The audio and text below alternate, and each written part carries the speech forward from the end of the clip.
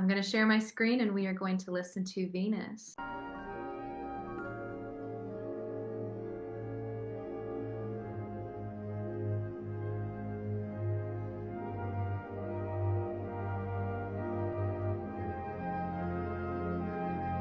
It's just, heart hurt. It's gorgeous. and you And know what?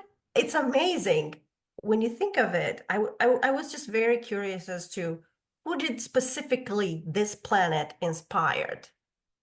And the first in my search, the first one that came up is John Williams when I, he wrote the theme for his Star Wars films. Like he specifically Venus inspired him, and I bet you there has something to do with this particular because this violin, the way it sounds, is very ethereal. It's very cosmic.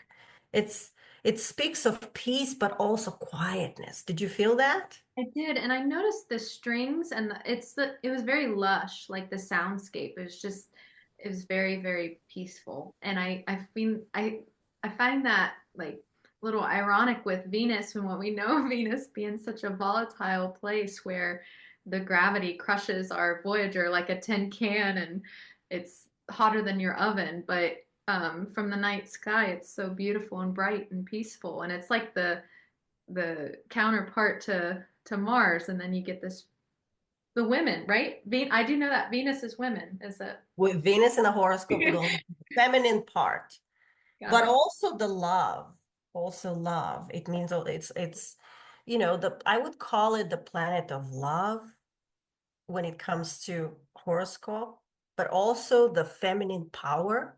If you have a powerful, let's say if your Venus is in a house, is one of your houses, I think with a certain planet, it just shows where your power comes from, right? Really? As a That, woman. Yeah. It's that was very interesting. beautiful.